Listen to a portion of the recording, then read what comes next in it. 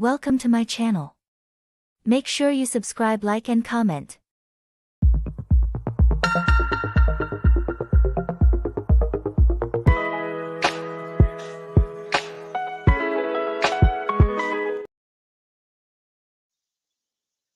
Hello, guys. Welcome once again to another review and recap of Love and Marriage Detroit. So, we're now at the episode 3 of Love and Marriage Detroit. Well, this episode, it got me looking at a lot of people's marriages in a certain way, especially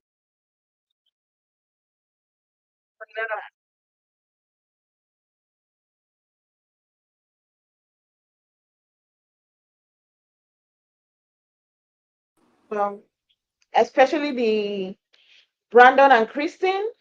I started looking at their marriage, and the first thing that came into my head was that do I think that this marriage has a long a long way to go? In my opinion, I don't think so. And I'll be giving my thoughts, like why I think that the marriage will not be going far. In the episode, we got to see Brandon, um Christine, Anthony and Christine met up and they decided to talk about the broken friendship. Did you feel that Anthony and Christine needed to meet up at all? Did I feel that I didn't understand the Like question. Sorry. like Anthony calling up Christine to meet up with her, even after his wife was like, "Don't insert yourself in problems that is not ours." He still called her up. Did you feel like it was necessary for him to have called her up and met No. up with her to have a discussion? Because for me, it felt like she was not really into the conversation. She was not ready to have that conversation, and I felt like he was at the end of the day looking like, oh, you were the stupid one asking for this meeting, because she was surprised herself why he was asking for the meeting. I felt he did too much asking for the meeting. I felt he should have respected his wife's opinion when she said, "Don't allow us insert ourselves in situations that you know don't concern us." Right. Yeah, I just thought it was kind of out of place for Anthony to call such a meeting because, that's something he should have handled with Brandon.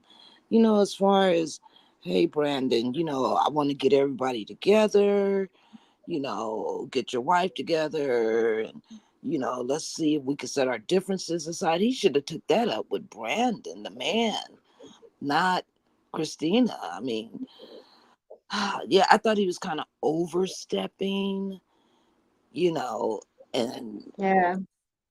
from the reunion to where they are now, he didn't have really nice things to say himself, you know.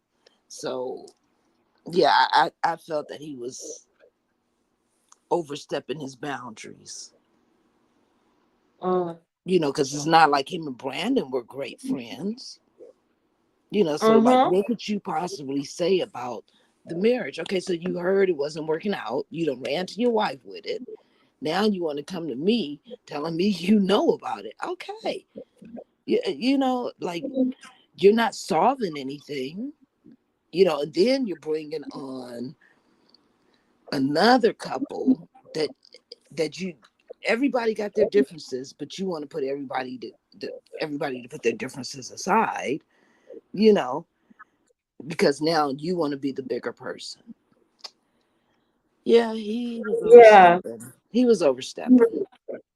And the fact that he mentioned the fact that Brandon told him about the situationship in the marriage, that Right. kind of put me off in a certain way, because I feel like if I'm going into conversation with you and we haven't been in good terms for a long while, then all of a Right. sudden I heard that something is not going right in your life. Yeah. Then the next time I'm seeing you, I'm telling you, "Oh, I heard that something is not going on in your life." The first thing I was thinking, like, are you here to mock me?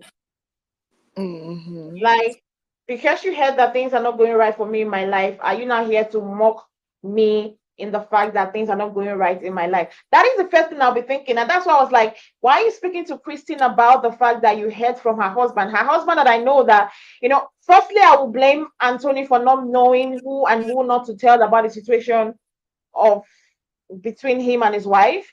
You know, First, the blame is to him.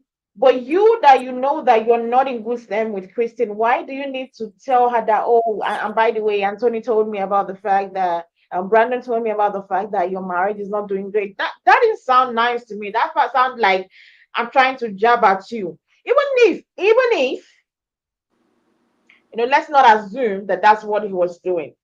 Even if he didn't have that intention, but with this situation, there's something called the right time for everything. There's a right time for the right thing. There's also the wrong time for the right thing. Even if you feel like I want to, you know, console and be there for people in this trying moment, but the time you're coming, is it the right time? Did you come at the right time to be at the consoling moment? Because there's sometimes that you go and apologize to somebody, and that time could be the wrongest time you could go and apologize to the person. So Well, for me, I felt, you would think with a sensitive conversation like that, he would have left it to his wife to say something to her about it. Woman to woman. You know what I'm saying? Wife to wife. But here you are, you carrying all the bones. Hey, I heard this ain't going right for you. Hey, this person got a problem with you. Oh, my wife has a problem with you. Hey, why don't we just all get together and just squash it? Like, dude, he's starting to act like Marceau. oh, he started to act like myself. Yeah, he's like all up in the women's business. You know what I'm Mm, saying? Go get some business of your own, some male business. yeah. I just didn't understand that conversation, that meeting, you know, why he felt impelled to to say the things that he said. It's like you come in with all this negative shit, and then I'm supposed to sit here and eat the salad and listen to you. Yeah, I'd have been like, first off, let's get this to go because this ain't gonna go the way that you thought it was Mm-hmm. from that first thing you said, from that first sentence, which was, what was it? I heard that things weren't going well between you guys. Okay, bruh, you're not even in this marriage. Are you supporting our marriage, or you know what I'm saying? Are you a Yeah. cheerleader for this marriage?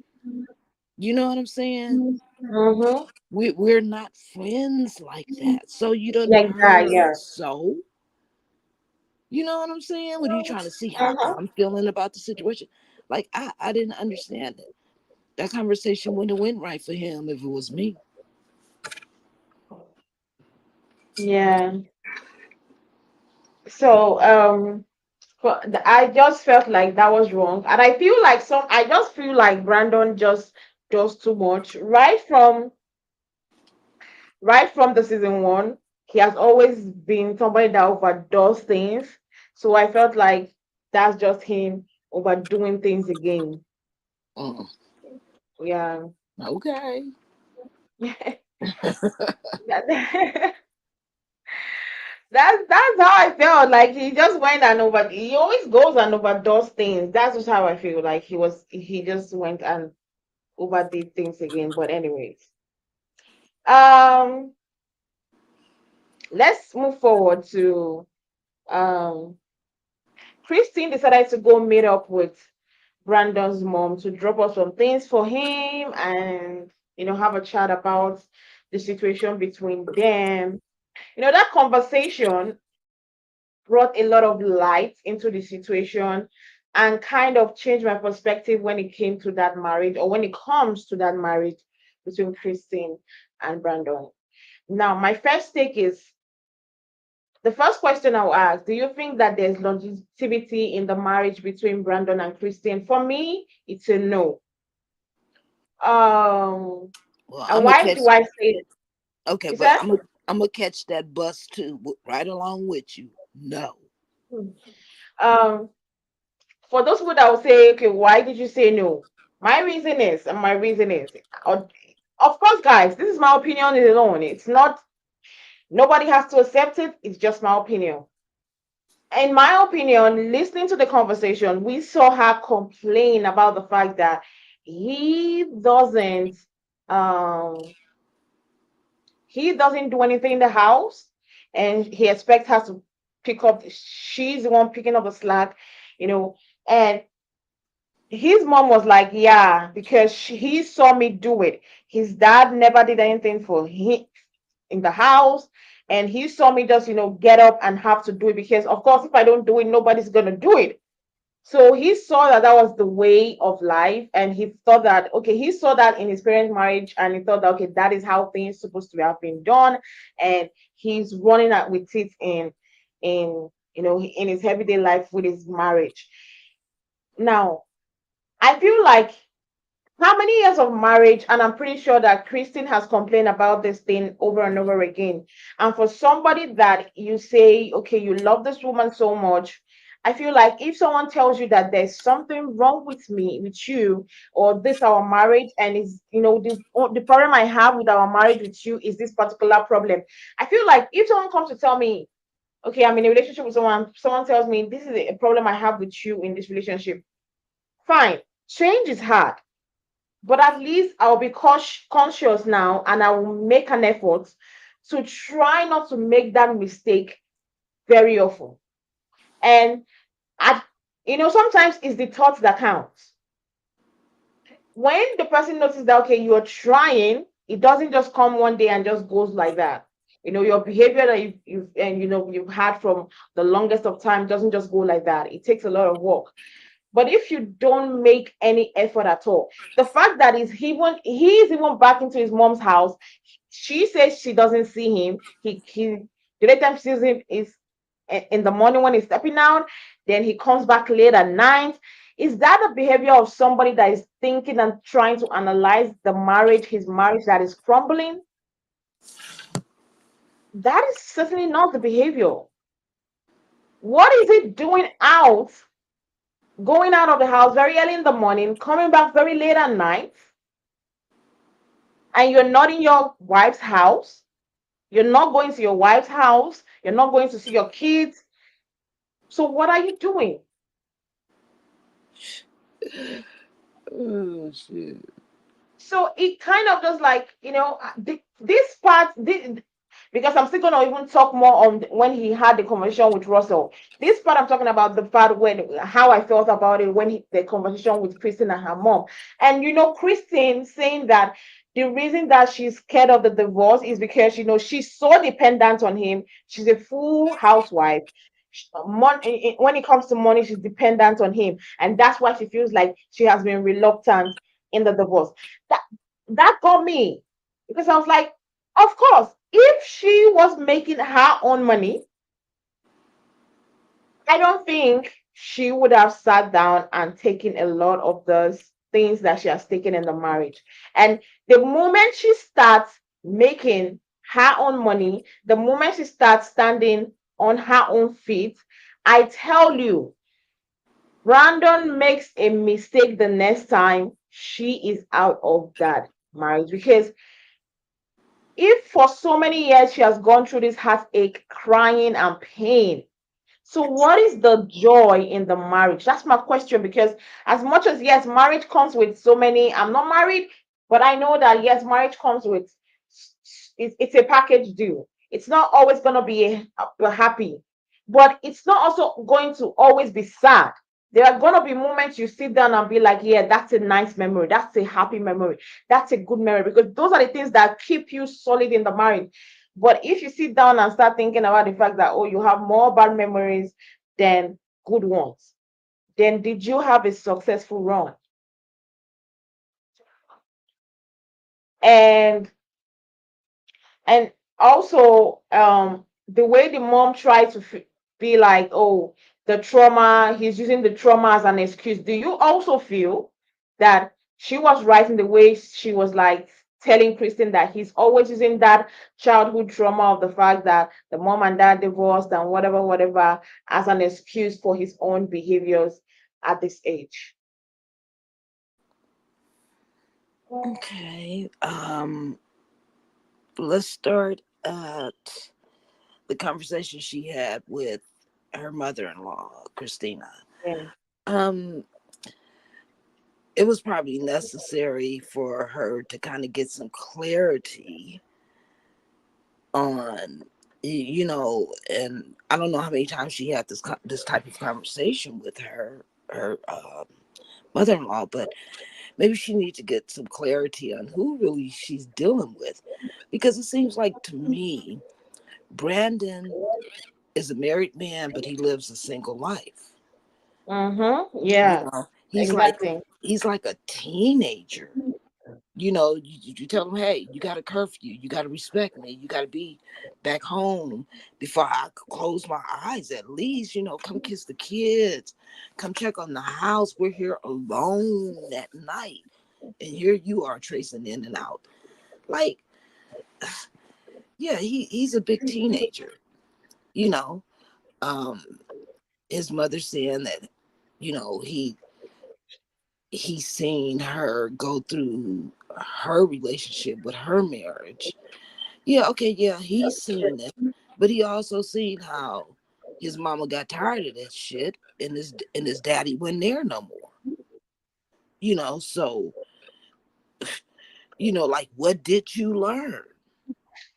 Did you learn anything? You know, because you're acting and behaving like that little teenage boy that you were at your mom's house. Now you're married, and you're still acting like that little teenage boy, but then you go and you say a vow to this woman, you make her become you don't make her, but she becomes your wife, and then you guys have children, and you're still behaving the same way. Marriage, look, I've been married twice. Marriage is something you have to work on every day.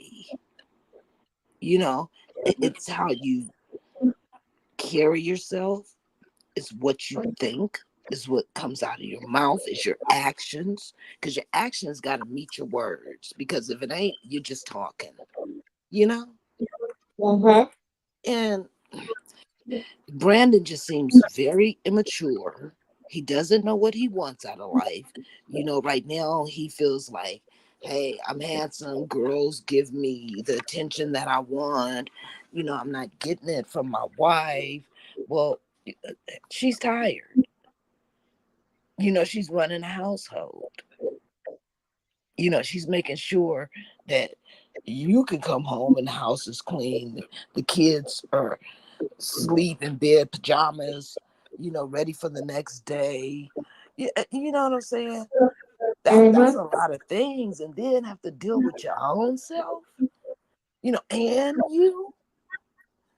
so yeah, he's not grateful for the blessings that he has.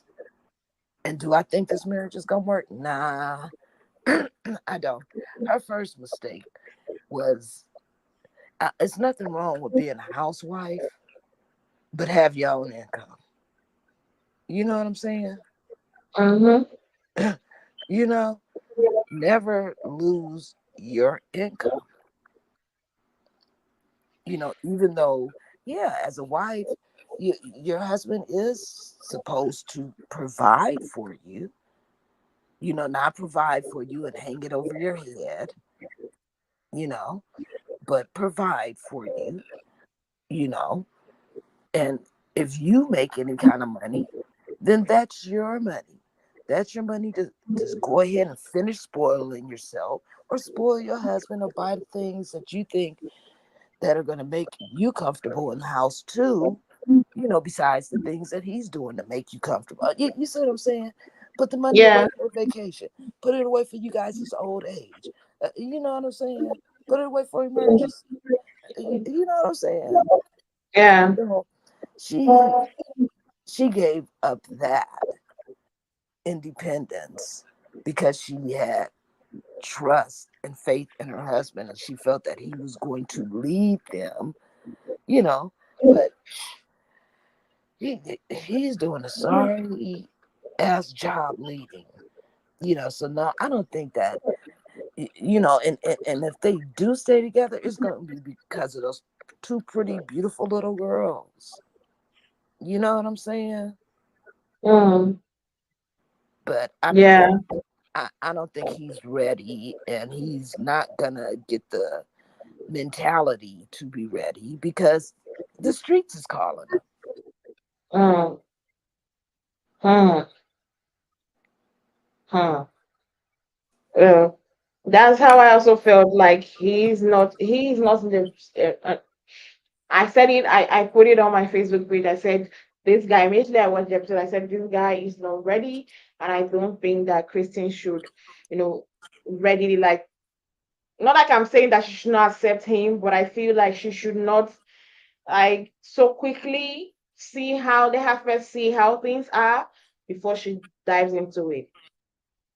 Yeah, Um, and the fact that another part, and that conversation with the mom, was the fact that when I heard that he has brought up divorce every single time, every month, at least in a month, he brings up divorce by himself. He brings up the convo about divorce. And I'm like, for one, for somebody, there's something they always say, in every joke, there's an atom of seriousness. Um, if you consistently say one thing over and over again, even if you want to use it at the end of the day, like, oh, I was joking, there's a little bit of seriousness in that joke, because right. a joke will not be in a consistent manner. You keep on saying that same joke over and over again, even if you know the other person that you're telling the joke to is not pleased. That means you're trying to pass a message across. Right. So, um, if he, for every other month, he's talking about divorce, then later comes to say, oh, God told me that, I still have to be in this marriage. That statement kind of, it always pisses me off. You are the one person saying, talking about divorce every time, and then later you use God as an excuse to be like, God told you you need to stay in the marriage. I don't understand. God didn't tell you not to always mention divorce every single month to your wife, but he only tells you that the marriage is supposed to be for better or worse. Do you know what it is for your wife to sit down and hear you talk about divorce every single month? It's the most painful thing, even if it never comes. It is painful to hear as a wife, to sit down and hear your husband being like, you know what, I feel like we want to have I could just have a divorce. Let's just get divorced, no matter how it comes. Joke playfully in an anger moment. That is a big word. And if you throw it out every single time, I don't know. She's not even the one throwing the words. He's the one throwing the words. Now he's now acting as if he didn't understand where this came from. He didn't understand her asking him to leave the house where he came from. Well, it's because after he said it so many times, she probably didn't respond, you know. But when somebody says they want a divorce, that means they no longer want to be in this union, you know. And if that's the Mm-hmm. case, somebody has to leave the premises. You know, that's the mature thing to do. You know, not live together through a divorce. Like, who does that? Some people. Well, yeah, okay. I'm not some people. Excuse me. But Yeah. I would liquidate everything immediately. You know what Mm. I'm saying? Because it won't be no Yeah. chance to say I was joking or I had a second thought. Shoot, you gonna see stuff being carried out, sold, everything. your worst nightmare. you know, but I'm gonna be fair about everything. You see what I'm saying? But don't threaten me with divorce time after time after time again, because like you said, that's a hurtful feeling. It's like you don't want to be here, so why you here? Mm-hmm. Oh, because we got this, because we built an empire. Okay, well, let's get rid of this and we don't have to keep doing this, because I'm not going to sit back and waste my life, you know. So I don't know what Kristina plans on doing with her marriage, you know. I mean, I'm hoping it works out for her. I'm wishing her well, but Yeah. he has a lot of maturing to do. I mean, a whole lot, Mm. and it's things he's going to have to give up and he's not going to be willing to do. Yeah. Exactly. Yes. A lot of things he has to give up. Yeah. Maybe he should change, instead of doing R&B, do gospel music. At least those women that are in the gospel cover up. You know what I'm saying?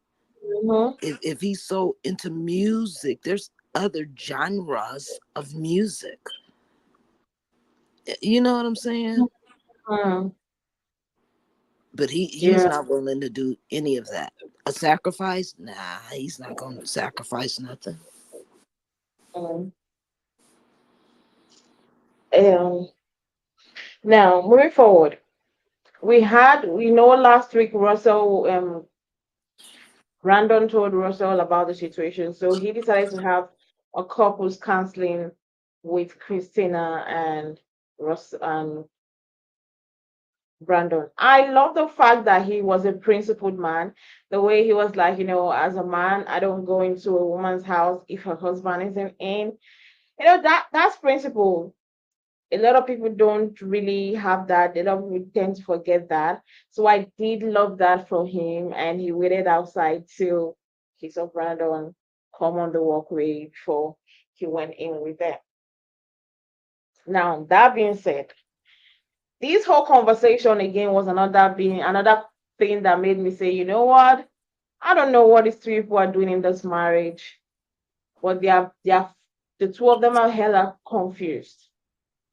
Firstly, you in the confession house, I don't know whether anybody heard it when he called his wife a nun. Yeah. Like sometimes I feel like I'm married to a nun. I'm almost like, guy, don't you filter you don't you like before you talk, you like analyze it in your head, like, should I say this or should I just keep quiet?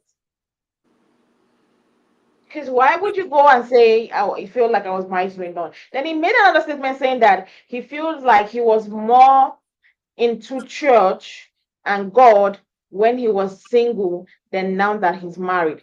That is another huge statement. I don't know whether he didn't get all those things, but those are very huge statements. You saying that you were a believer and you believed when you were single, but now that you are married, you're believing in God and everything has reduced. That's to say the wife is the problem. The wife has issues that made you drop in your beliefs of God, and that is not true. And it got me laughing because I was like, is this guy a joke or something? Because you say that you felt like you were more into God and everything before when you were single. For somebody that was so godly and believed in God so much, you went on your wedding day and was looking at other women, a day that was supposed to be sacred, and for the most beautiful woman on earth on that day, you didn't look at her and you were looking at other women. Is that a godly thing to do for someone that claims that he was more godly and he believed more when he was single? I think like he plays this blame game. I've said it in season one. He always tries to give blames to every other person, and he doesn't want to take, like, you know what? I Let me take accountability. This is my bullshit. I take it. I own it. I don't think he has ever gotten to that stage and be like, you know what? I think at this stage I'll tell myself I'm the problem. I don't think he has ever done that. Now you call your wife a nun. You said you when you were single you felt like you were more godly and you believed, and now that you were married, that's funny. Then when he was like, "Oh, Russell, you went to the military to collect, to go for, to train for, how to, organize your life." I was trying to look at YouTube. I was like, this guy's not even serious. I don't think he has. See, that conversation made me to the got me to the point of like, I'm not sure this guy really, really wants to come back home. I feel like he's just doing this. Like he said in episode 2, if he gets divorced with Christina, he knows that she's gonna move back to Buffalo, and he doesn't want to have a long distance relationship with his kids. And I feel like that is the main catalyst that is making him still decide to hang on to this marriage. Because what is your wife is a nun? What is I was more godly before I was married than when I'm married to you? What is I wanted to go look on YouTube for them to give me a manual on. I'm like, guy, listen to yourself. Are you for real? All this conversation just made me believe that, yeah, this guy really didn't want to make this marriage work. He just didn't want that my kids are living in another state and I'm living in another state. That was what he was trying to avoid. Anything that will make him, and that is the wrong thing to stay in marriage. Not because you want to be there, but because you feel like it's an obligation. That is my opinion on everything. I think Brandon is a clown. I swear, this boy is like bipolar. You know what I'm Ugh. saying? He has so many issues. You know, he doesn't he doesn't really want the marriage, but he doesn't want her to move on with her life because, like as you said, she's gonna move where he doesn't have access to his children. Not only that, he's gonna have to pay child support, probably spousal support. You know what I'm saying? And Hmm. like, who's gonna wash his clothes? You know, because I know his mother ain't gonna do it. Who's gonna cook for him? Who's gonna clean for him? His mother is gonna get tired of him because, like he said, I'm gonna have to either try and move back home or get my own place. Yeah, your mama's tired of you, you know? So I just feel like he is a clown. And God bless Russell for trying to help, because I just feel like Kristina, she already knows what she needs to do. You know what I'm saying? She already Uh-huh. knows. She already knows that this really ain't gonna work. She said she's been going through this for 12 years, feeling lonely and, feeling like it's all on her. That after a while, that takes its toll. You know what I'm saying? And you can promise, hey, I'm gonna be better. I'm gonna help out. I'm gonna come home early. I'm gonna make sure I make time for you. You could promise all that, but your actions, this is Uh-huh. what's gonna mess him up. He's gonna promise, but he ain't gonna be able to deliver because his actions. He is so used to running his own show, which is Mm. his single life, his single entertainment life, you know, and he's gonna mess up the best thing that he probably ever gonna get in his life, because the next woman gonna really know how to deal with him. Uh-huh. He may think he's the main nigga, but he gonna be the side when he gonna think he's the main. You know what I'm saying? Um, Because the yeah. grass, the grass isn't always greener on the other side. Mm-hmm. It'd be the trick of the lights. you know, don't get caught up. But yeah, Yeah. he's a joke. He really is.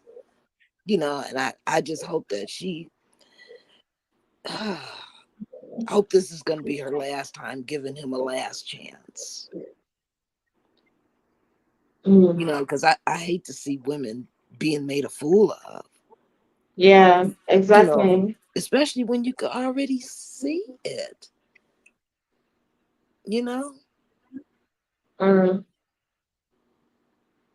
I mean, yeah, No, but she said this because she's dependent on him, and so maybe she's scared. Like if I leave him, it, there's a lot of things she has to sacrifice. yeah, I understand that. I mean, been there, done that. You know what I'm saying? But what are you teaching your daughters? Are you teaching your daughters to settle for a broken heart every day because this is your father? You know what I'm saying? So I'm not going to make myself happy within this life.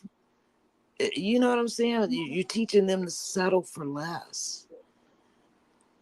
And instead of, hey, when I'm being disrespected or unloved, you know, after I complain about it to the person who's doing this to me so many times and they're just not hearing me, what are you supposed to do? Are you supposed to sit there and stay in wet water?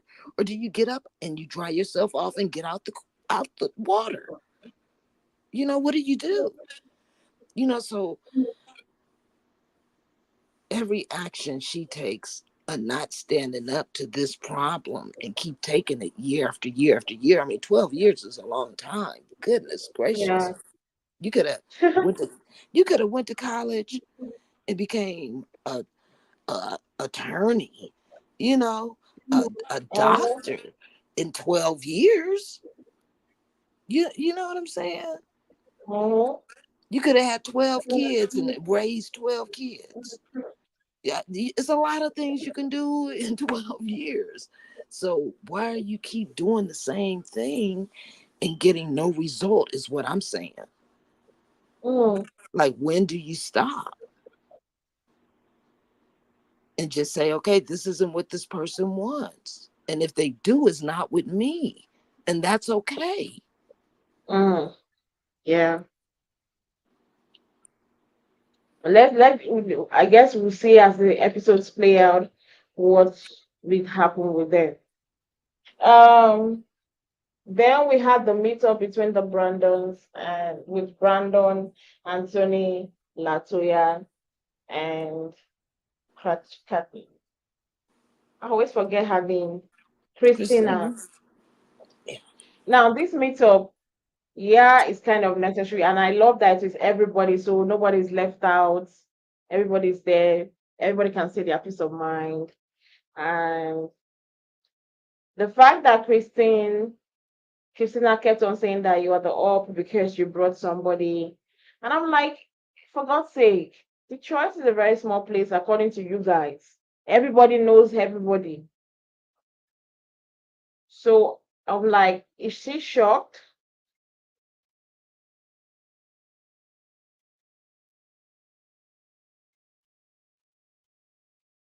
So how did you feel about the meetup between Christine and although we didn't get to see much because it seems like it will fully play out in the next week's episode. You talking about the meeting between Brandon, Christina, Anthony, and Yeah, LaToya? yeah. Uh, yeah, maybe it was kind of necessary because, if Brandon and Christina are feeling some kind of certain way, like, hey, we don't get along with those people. Now, all of a sudden, they're hanging around in our little social circle.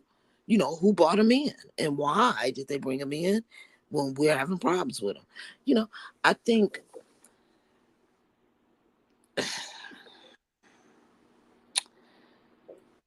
I don't know Yeah. who started this social circle between all of them Oh, hanging out, but usually when we bring new people into our little circle, we'll discuss it with the other people, you know, make sure ain't you know, that everybody's cool because, you know, when we hang out, you know, I just like it to be mellow. I don't like drama. You know what I'm saying? Yeah. So yeah, maybe So it's possibly they should have did it like that, but since they didn't, you know, I kind of understand where they felt like they were ambushed a little bit, you know, but it doesn't mean you have to react to negativity just because it's right there. You know what I'm saying? yeah. Mm, yeah, So yeah, yeah. and especially when you guys are at a gathering for another couple's engagement, no, anniversary party or something, like that, all that was just too much. You know what I'm saying? It was messy, you know, and if it was done deliberately on LaToya's side, then yeah, that's messy.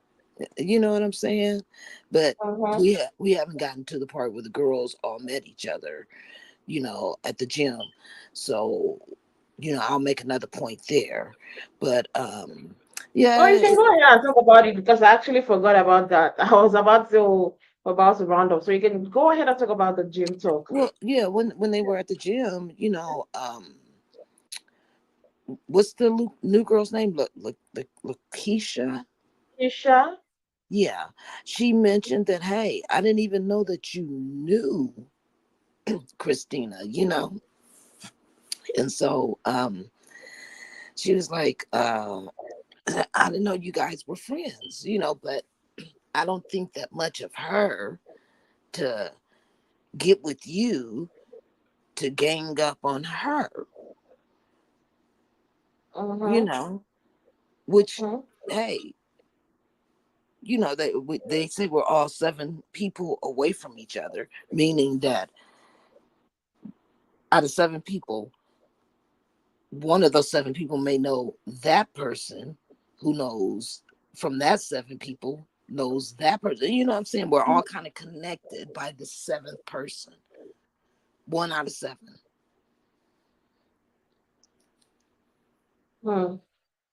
Exactly. The fact is that one thing I will say is, and one thing I don't do is um judge somebody over what somebody else told me. I always like to go in there and see for myself, okay, what the person said, is it true about this person? Because at the end of the day, people get to know, people get to know people in different lights. The way somebody got to know me will be different from the way another person is. So I just believe that, I just hope that they can watch through it. But it seems like next week there's gonna be an issue between LaToya and Christina. And we also see in next week's preview the best friend of Christina doing and saying some things that made LaToya and Kolby walk out of an event. I really can't wait to get that in next week's episode to see how that is. Well, before I'll round it up, I want to ask you, because I don't think I asked this at the beginning. What will you rate this episode? Because for me, I feel like it's the same storyline from season 1, just reshuffled situations. You know, I kind of feel the same way. I would rate it like a strong 3. You know what I'm saying? It's like I was watching and I was like getting kind of bored, and you know, I'm like, you know, I don't know really what the issue is between Lucretia or whatever her name was and Christina. I don't know really know what the issue is, but it just seems like it's a lot of animosity on the new girl's part. You know what I'm saying? And it's like, could it be like all that deep? You know what I'm saying? Uh-huh. So it's just, I don't know. It's it was about a 3, a strong 3 for me. Mm. Well, I just have to just like watching the episode today. I'm like, yeah, that's the same storyline, just reshuffled and a different time. But I hope to see Right. that Probably this is just the intro. Let's just hope, keep our fingers crossed that previous episodes to come will do us justice. That's just it. Before we round up, is there anything that happened in the episode that I forgot? Um, no. Um, yeah, okay. Well, guys, thank you very much for hanging out with us today. Thank you for joining us. Thanks for the like. Don't forget to click the subscription button down below to subscribe to this channel. We'll see you again next week, same time, for another review and recap of Love and Marriage Detroit. Have a nice day, guys. Bye. Bye.